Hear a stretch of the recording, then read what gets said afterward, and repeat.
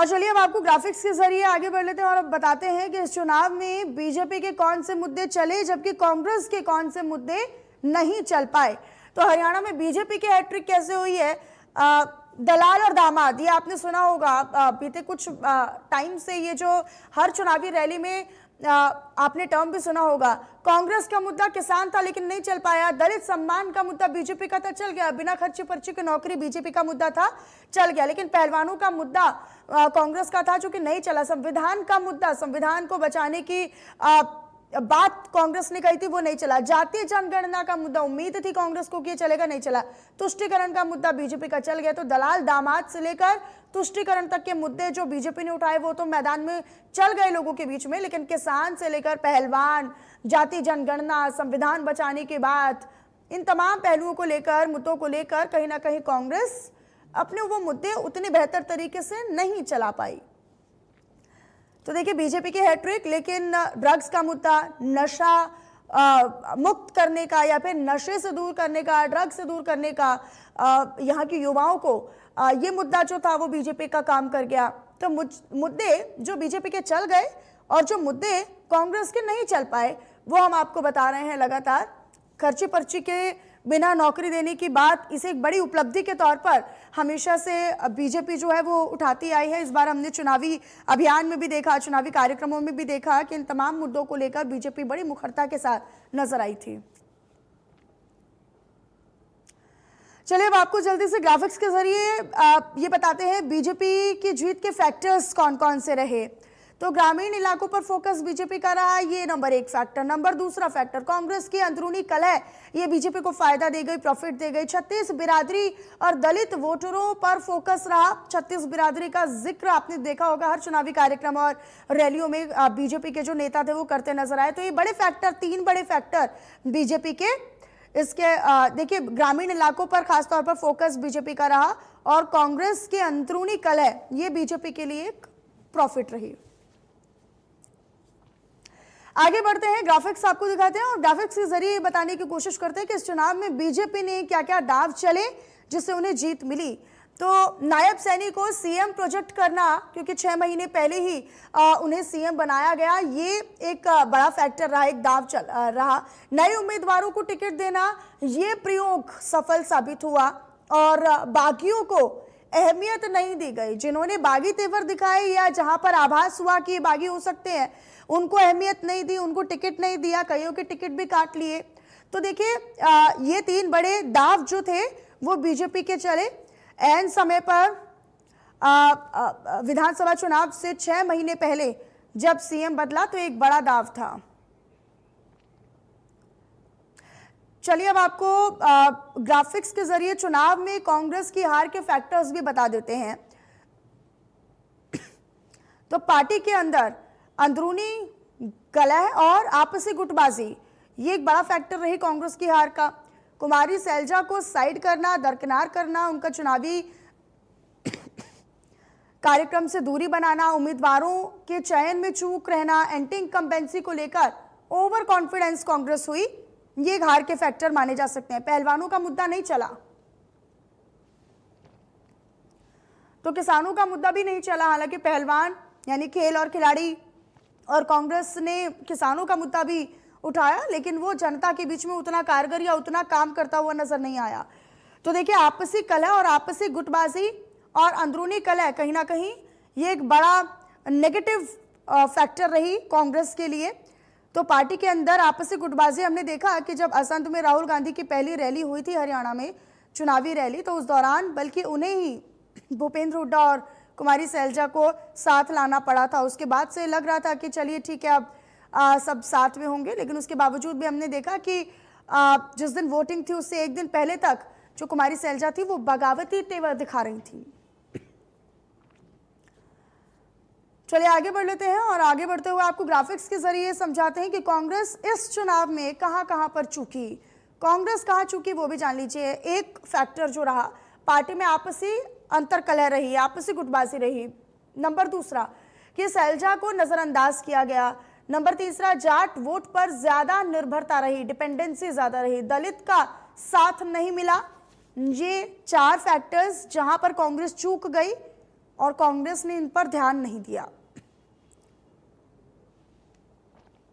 तो देखिए, ग्राफिक्स के माध्यम से आपको विश्लेषण भी हम बता रहे हैं कि आखिरकार वजह क्या रही, क्योंकि देखिए हार जीत तो ठीक, लेकिन वजह क्या रही है, कांग्रेस क्यों एंटी इनकम्बेंसी के बाद भी हार गई है, वो आपको बता रहे हैं।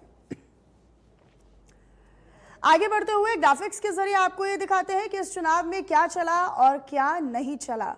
तो देखिए, ये भी आपको बताते हैं और ये भी जरूरी है, चुनाव में क्या चला क्या नहीं चला। क्या चला, मोदी की गारंटी चली, क्या नहीं चला, कांग्रेस की गारंटी नहीं चली। 7 गारंटी कांग्रेस ने दी थी, नहीं चली, लोगों ने विश्वास नहीं किया। क्या चला, नंबर दूसरा, विकास का दावा चला, लेकिन अडानी अंबानी का मुद्दा नहीं चला। हालांकि हर राज्य में हम देखते हैं अडानी अंबानी का मुद्दा कांग्रेस का रहता है। संविधान पर सियासत करने की कोशिश कांग्रेस ने चली, लेकिन नहीं चला ये मुद्दा। किसान और नौजवान, बीजेपी का मुद्दा चल गया। एमएसपी, अग्निवीर और बेरोजगारी के खिलाफ मुद्दा नहीं चला। कांग्रेस की गारंटी नहीं चली, मोदी की गारंटी प्रदेश में, हरियाणा में चल गई। तो देखिए, चुनाव में क्या चला क्या नहीं चला वो हमने आपको बताया। तो वहीं हरियाणा में तीसरी मर्तबा बीजेपी की जीत पर कार्यवाहक सीएम नायब सैनी ने क्या कुछ कहा, आपको सुनाते हैं। सबसे पहले मैं हरियाणा प्रदेश की जनता का, 2 करोड़ 80 लाख लोगों का मैं प्रणाम करता हूं, दिल से धन्यवाद करता हूं कि जिन्होंने भारतीय जनता पार्टी आदरणीय नरेंद्र मोदी जी की नीतियों में एक बड़ा विश्वास व्यक्त किया है। ये जीत ये हरियाणा के किसान की है, ये जीत हरियाणा के गरीब की है, ये जीत हरियाणा की महिलाओं की है और ये जीत हरियाणा के युवाओं की है, जिन्होंने इतना विश्वास व्यक्त किया है मोदी जी की नीतियों में। और मोदी जी ने जिस प्रकार से हरियाणा को संभाला है और उनके विकास कार्यों के ऊपर, ये डबल इंजन की सरकार के ऊपर तीसरी बार मुहर लगाई है, ये ऐतिहासिक है। आदरणीय प्रधानमंत्री जी के आशीर्वाद के अंदर हम तीसरी बार हरियाणा में सफल हुए हैं। मैं आदरणीय प्रधानमंत्री जी का भी दिल से धन्यवाद करता हूं।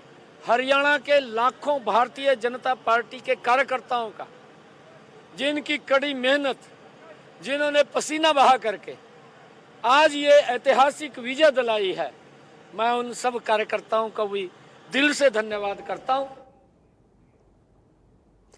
हरियाणा विधानसभा चुनावों में बीजेपी की जीत के बाद बीजेपी नेताओं में भी खासा खुशी की लहर है।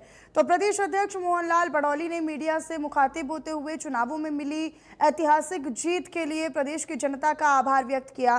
तो मोहनलाल बड़ौली ने राहुल गांधी पर भी तंज कसते हुए कह दिया कि राहुल गांधी जहां जहां गए वहां पर ही बीजेपी के हक में प्रचार करके आए। इस जलेबी में कांग्रेस फंस गई और राहुल गांधी जी जो है पूरी कांग्रेस को फंसा के चले गए। और आज लोग जो है ना जलेबी के रस का मजा ले रहे हैं। राहुल गांधी जी बीजेपी के स्टार प्रचारक हैं। वो जब जब भी आते हैं बीजेपी की वोट मांग के जाते हैं। वो जो जहां जहां भी आए हैं वहां बीजेपी ने जीत दर्ज की। आज ये कार्यकर्ताओं की खुशी है। आज एक हरियाणा की जनता जनार्दन ने एक इतिहास रचने का काम किया है, जो तीसरी बार भारतीय जनता पार्टी की स्पष्ट बहुमत की सरकार हरियाणा की जनता के आशीर्वाद से बनी है। ये ऐतिहासिक जीत है और आज इसका सब आनंद के साथ, खुशी के साथ इस खुशी को आपस में बांट रहे हैं। कांग्रेस वालों को यही नहीं पता कि प्रसाद के रूप में लड्डू ठीक होता है या जलेबी ठीक होता है। तो ये नहीं, जलेबी क्या है, वो तो सारा राहुल बाबा हैं। वो तो अब राहुल बाबा जो जलेबी में उलझा दिया कांग्रेस को, पूरी कांग्रेस की जलेबी बना के चले गए और जलेबी की भी फैक्ट्री लागू करके चले गए, चालू करके चले गए। वो फैक्ट्रियां ढूंढते रहेंगे जलेबियों। भारतीय जनता पार्टी की आप देखिए ना, रोहतक में, सोनीपत में, जींद में भारतीय जनता पार्टी जीत के आई है। ये जो बेल्ट और ये जो गढ़ बताते हैं, ये एक नैरेटिव सेट करने का प्रयास कांग्रेस पार्टी में से। ये भारतीय जनता पार्टी की लगातार सरकार ने जो काम किया है और जो जन कल्याण की योजनाएं गरीब के घर तक पहुंचाने का काम किया है, जो सबको न्याय देने का काम किया है, महिलाओं का, किसानों का, युवाओं का और गरीब का सम्मान जो भारतीय जनता पार्टी की सरकार ने किया है, ये उसी का परिणाम है, उसी का ये आशीर्वाद है जो तीसरी बार हरियाणा प्रदेश में भारतीय जनता पार्टी की सरकार बनने जा रही है। और ये एक इतिहास हरियाणा की जनता ने रचा है। वह चुनाव नतीजों के बाद मोहनलाल बड़ौली ने राहुल गांधी पर तंज कसा है। मोहनलाल बड़ौली ने उनको लेकर क्या कुछ कहा, आपको सुनाते हैं। ये जलेबी गोहाना की जलेबी है, ये दुकान की बनी हुई जलेबी है, ये फैक्ट्री की जलेबी नहीं है। ये जलेबी गोहाना की जलेबी है, ये दुकान की बनी हुई जलेबी है, ये फैक्ट्री की जलेबी नहीं है। ये जलेबी गोहाना की जलेबी है, ये दुकान की बनी हुई जलेबी है, ये फैक्ट्री की जलेबी नहीं है। ये जलेबी गोहाना की जलेबी है, ये दुकान की बनी हुई जलेबी है, ये फैक्ट्री की जलेबी नहीं है। आगे बढ़ते हैं, अब आपको बताया जहां अंबाला कैंट से जीत हासिल करने के बाद अनिल विज ने क्या कुछ कहा, आपको सुनाते हैं। कड़ी टक्कर रही है और अनिल विज फिर से जीतने में कामयाब रहे जैसा अनिल विज का दावा था। ये भारतीय जनता पार्टी की नीतियों की जीत है। मनोहर लाल जी जिस गति से देश को आगे लेके जाना चाहते हैं और जो कुछ उन्होंने किया है, ये उसकी जीत है। ये सब जो रुझान है वो खिलाफ थे, वो उसे कैसे देखते हैं? देखिए, हम जीत गए, हमें सबने समर्थन किया।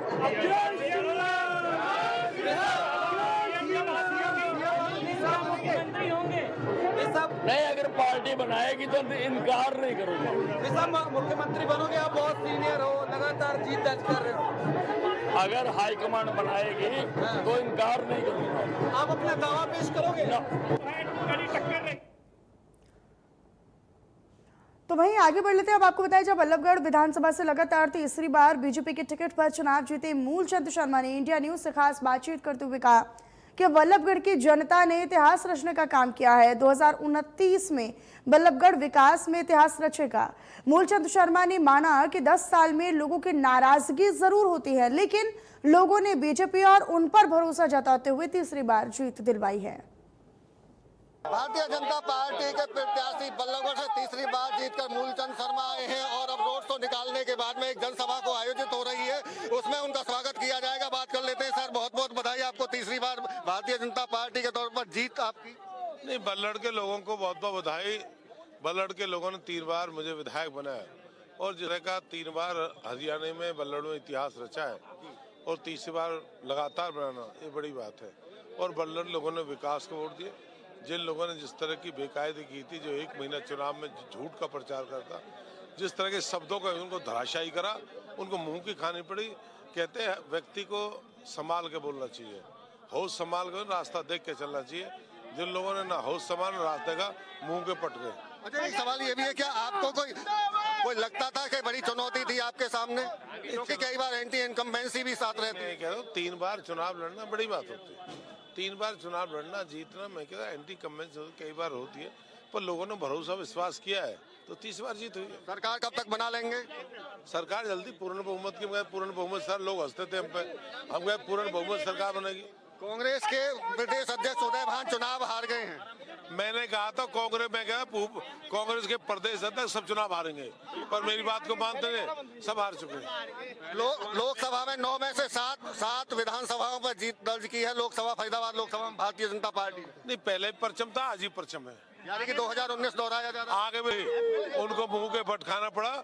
जिन लोगों के जो राजनीति को व्यापार समझते थे, जिन लोगों ने बल्लड़ को जो कब्जे धारक थे, उनको मुंह के भटकाना पड़ा। इस शहर को लूटने नहीं दूंगा, ना कब्जा होने दूंगा, ना एक इंच में। वो जितने कब्जे धारक थे, जितने मुंह के बट शहर में जो करने, मुंह के धराशायी है। विकास के नाम पर वोट, बल्लड़ को विकास का वोट मिली है भारतीय जनता पार्टी, विकास से माहौल लगाने का। अगले 5 विकास कार्य आपके 29 का बल्लड़ इतिहास होगा, बल्लड़ इतिहास होगा, बल्लड़ इतिहास गाया जाएगा। बिल्कुल बड़ा दावा कर रहे हैं मूलचंद शर्मा साहब तौर से कि यह इतिहास रचा जाएगा। बल्लभगढ़ ऐतिहासिक नगरी है फरीदाबाद में, और ऐसे में जो 2029 तक बल्लभगढ़ का विकास में, इतिहास में नाम दर्ज होगा। फरीदाबाद से देवेंद्र कौशिक, इंडिया न्यूज। तो इधर पंचकुला की कालका सीट से बीजेपी की उम्मीदवार शक्ति रानी शर्मा ने जीत हासिल की। शक्ति रानी शर्मा ने इस चुनाव में 12,000 से ज्यादा वोटों के साथ जीत हासिल की। तो वहीं चुनाव में जीत के बाद शक्ति रानी शर्मा को जीत का सर्टिफिकेट भी दिया गया। कालका में बीजेपी के बाद रोड शो, बीजेपी ने जीत के बाद दरअसल रोड शो भी निकाला और इस दौरान राज्यसभा सांसद कार्तिकेय शर्मा ने कालका की जनता का आभार व्यक्त किया। साथ ही कार्तिकेय शर्मा ने बीजेपी आला कमान का आभार भी जताया। तो देखिए, जीत के बाद जिस तरीके से रोड शो निकाला, लेकिन उसी बीच मंदिर भी गई थी शक्ति रानी शर्मा, गुरुद्वारा गई थी, माथा भी टेका गया।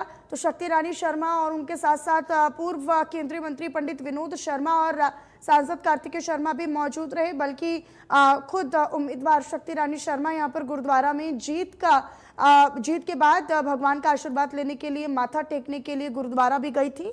तो ये देखिए, ये आपको उस दौरान की हम तस्वीरें भी दिखा रहे हैं। रोड शो भी किया था, यहाँ पर आला कमान का भी धन्यवाद व्यक्त किया गया, लेकिन साथ ही साथ गुरुद्वारा में माथा टेक कर आने वाले समय के और चुनौतियों के लिए भी आशीर्वाद लिया। तो वहीं कालका से बीजेपी उम्मीदवार शक्ति रानी शर्मा ने शानदार जीत दर्ज की है। तो वहीं जीतने के बाद शक्ति रानी शर्मा ने इंडिया न्यूज से खास बातचीत करते हुए कालका की जनता का धन्यवाद व्यक्त किया। बीजेपी उम्मीदवार शक्ति रानी शर्मा ने जीत हासिल कर ली है। आप तस्वीरें देख सकते हैं कि भव्य स्वागत किया जा रहा है। मैम, कालका की जनता ने आपको जीत दिलवा दी। ये कालका की जनता की जीत है और मैं उनको बहुत बहुत बधाई देती हूँ इस जीत के लिए। ये उन्हीं के जो उनका सपना है वो पूरा साकार हुआ है। लोगों का प्यार काफी मिला, देखा हमने कि जिस तरीके से आप जब प्रचार के दौरान गई तो काफी प्यार लोगों का मिला। प्राथमिकताएं क्या रहेंगी? बहुत प्यार मिला, बहुत आशीर्वाद मिला है और मैं उसको 4 गुना करके वापस करूंगी उनको। हमसे बातचीत करने के लिए। तो शक्ति रानी शर्मा जीत हासिल करने के बाद जश्न जो है पूरा परिवार मना रहा है। तस्वीरें आप देख सकते हैं कि किस तरीके से अभी जीत का सर्टिफिकेट जो है वो दे दिया गया है और पूरा परिवार जो है वो वहीं शक्ति रानी शर्मा की जीत के बाद सांसद कार्तिकेय शर्मा ने भी इंडिया न्यूज से खास बातचीत की। तो कार्तिकेय शर्मा ने इस दौरान क्या कुछ कहा, सुनवा देते हैं आपको। उनसे बात करेंगे। सर, किस तरीके से देखते हैं आप? हम देख रहे थे मुद्दे उठाए थे एचएमटी के, रोजगार को लेकर के, नशा दूर करना, ये तमाम बातें, कारोबार, नशा कारोबार बंद करना, और यहाँ तमाम लोगों ने साथ दिया। बड़ी चीज देखिए, ऐसा है कि हरियाणा की जनता और देश की जनता बहुत जागरूक है, समझदार है, और उनके मुद्दों की बात जो करोगे आप जब उनसे जुड़े हुए सरोकार की बात करोगे तो उनके ऊपर लोग अपनी मंशा दिखाते हैं। लोग इधर उधर की बातों पे नहीं करते जो कांग्रेस पार्टी करती है, क्षेत्रवाद की राजनीति, जातिवाद राजनीति, पर्ची खर्ची की राजनीति। हरियाणा की जनता ने एक बार स्पष्ट कर दी है कि उनको भारतीय जनता पार्टी के गवर्नेंस मॉडल में पूरी आस्था है और डेवलपमेंट के मॉडल पर आस्था है, और श्री नैब सिंह सैनी जी और नरेंद्र मोदी जी के अंदर आस्था है। तो ये बात तो तय है कि आने वाले 5 साल के अंदर हरियाणा एक विकसित प्रदेश के तौर पर, हरियाणा पूरे देश के अंदर काबिज होगा पहले नंबर पर, और कालका हल्का भी एक विकसित विधानसभा के तौर पे काबिज होगा। ये क्षेत्र आपके लिए नया नहीं है, जो गोद भी आपने इस लोकसभा को लिया है, पहले भी यहाँ के मुद्दे उठाए हैं। तो आपने जो मैनिफेस्टो तो रखा, ये भी देखा गया 4 अलग अलग मैनिफेस्टो, लेकिन अब प्राथमिकताओं के तौर पे सबसे पहले, क्योंकि यहाँ पर पूर्व में अगर बात करें तो कांग्रेस के विधायक था, नाराजगी थी उनके प्रति, अब क्या प्राथमिकता रहेंगी इस क्षेत्र को? विकास रहेगी प्राथमिकता, रोजगार रहेगी, इंफ्रास्ट्रक्चर रहेगी, सड़कें, पानी, जो ये मूलभूत सुविधाएं हैं, इनके साथ साथ जो भी चीज़ें हमने अपने मैनिफेस्टो में की हैं कमिट। क्योंकि भारतीय जनता पार्टी में और बाकी पार्टियों में एक फ़र्क है, जो कहते हैं वो करते हैं, जो कहा है वो करेंगे। ये मोदी जी की गारंटी है, नैब सिंह सैनी जी की गारंटी है, जो कहा है वो करेंगे। कालका के साथ एक हम हरियाणा की भी बात करना चाहेंगे। एग्जिट पोल से कई हटके बहुमत की तरफ बीजेपी, एक बड़ी जीत बीजेपी को हरियाणा में मिल रही है, तीसरी बार अगर बात करें तो। देखिए, एग्जिट पोल्स का तो एग्जिट हो गया है, तो अब उसकी बात आप रहने दीजिए। मैं ऐसा मानता हूं कि अब एग्जिट पोल की बात नहीं है, प्रत्यक्ष को प्रमाण नहीं, आपके सामने है, तथागत यथास्थिति आपके सामने है, परिणाम आ चुके हैं, और हरियाणा की जनता ने अपनी आस्था भारतीय जनता पार्टी में व्यक्त की है, श्री नरेंद्र मोदी जी में व्यक्त की है, श्री नैब सिंह सैनी जी में व्यक्त की है, और कालका की जनता ने श्री शक्ति रानी शर्मा जी में व्यक्त की है। तो यहाँ पर अगर बात करें, एक बड़ी जीत है, 10,201 वोटों से जीत है। और यहाँ अगर हम बात करें, जिस तरीके से लगातार यहाँ पर मुद्दे थे, कई ऐसे रोजगार का मुद्दा यहाँ पर था, यहाँ नशों के कारोबार को दूर करने का मुद्दा था, सबसे बड़ा मुद्दा यहाँ के विकास को लेकर के था। और आप तस्वीरें भी देख रहे हैं, इस वक्त जो है सांसद कार्तिकेय शर्मा, जो कि भाजपा प्रत्याशी शक्ति रानी शर्मा के पुत्र हैं, वो यहाँ पर जो है पहुंचे हुए हैं और तमाम लोगों के साथ मुलाकात है। अभी यहाँ पर पहुंचे हैं क्योंकि अब यहाँ पर जीत डिक्लेयर कर दी गई है, 10,201 वोटों से ये जीत है। तो उसके बाद सांसद कार्तिकेय शर्मा शर्मा अपने तमाम उन समर्थकों से मिल रहे हैं, अपने परिवार की तरह जो लोग इनके साथ इस दौरान रहे।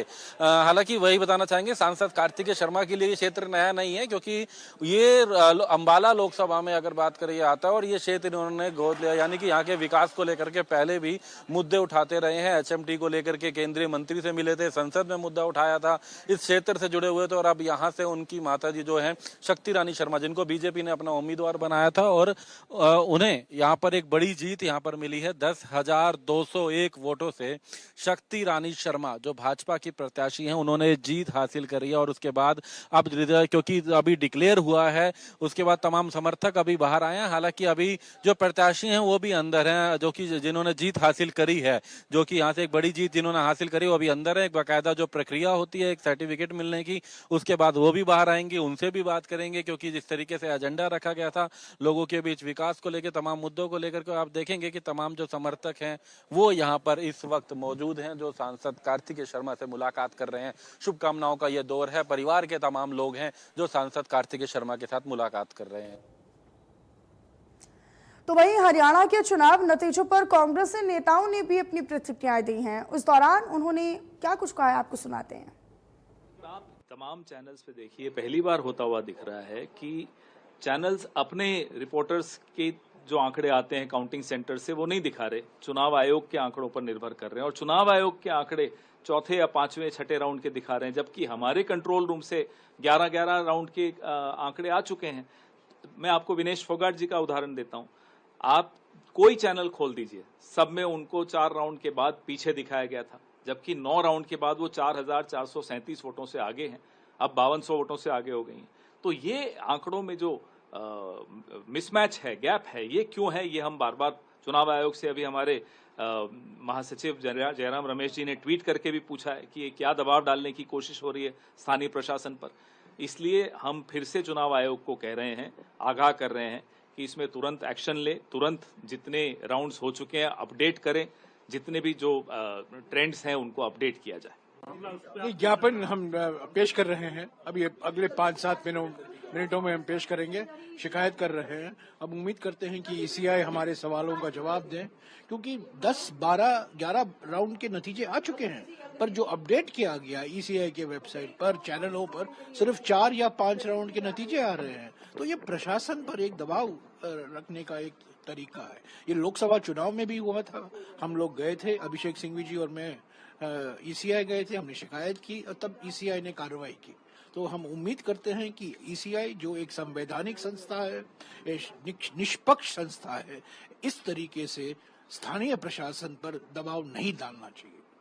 सर, अपने कार्यकर्ताओं से भी कुछ आप लोगों ने अपने नहीं, कोई हताश होने की कोई जरूरत नहीं है, निराश होने की कोई जरूरत नहीं है। 3, 3:30 बजे तक काउंटिंग सेंटर पर वो रहे, टिके रहे, क्योंकि ये खेल खत्म नहीं हुआ है। ये सब मनोवैज्ञानिक खेल है, ये माइंड गेम्स चल रहा है, इससे हम हटेंगे नहीं। ये कोई निराश होने की कोई कारण नहीं है। हमें जनादेश मिलने वाला है, कांग्रेस की सरकार बनने वाली। तो वहीं चुनाव में मिली हार पर कांग्रेस सांसद कुमारी सैलजा ने क्या कुछ कहा, आपको सुनाते हैं। एग्जिट पोल आपकी जीत दिखा रहे थे हरियाणा में, आज चुनाव परिणाम कंप्लीट आए हैं। बीजेपी हाफ सेंचुरी लगा चुकी है, कांग्रेस की हार तय देखी जा रही है।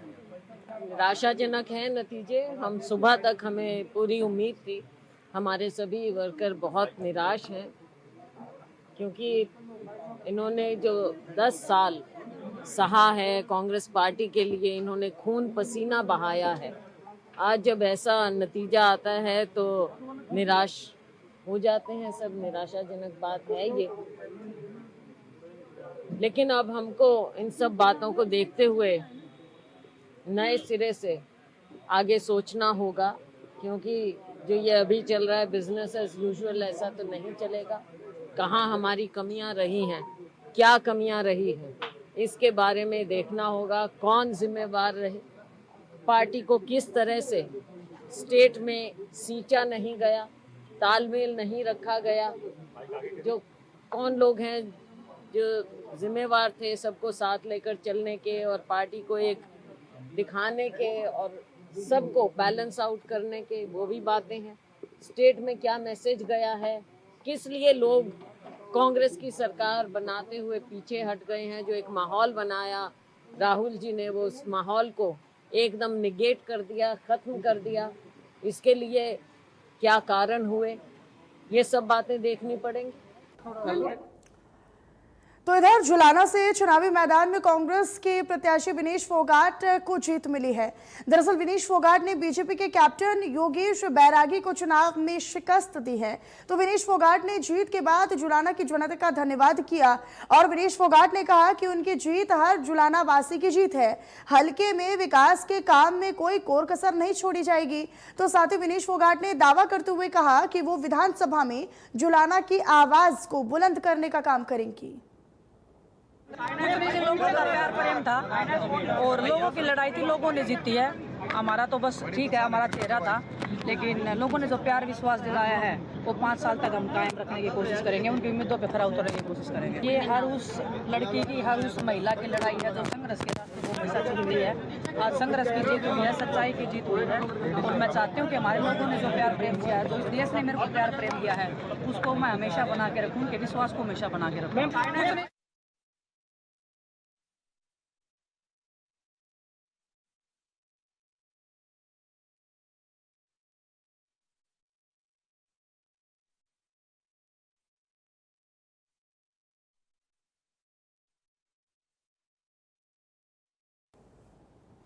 तो वहीं महेंद्रगढ़ से हार के बाद रावदान सिंह ने क्या कुछ कहा, सुनाते हैं आपको।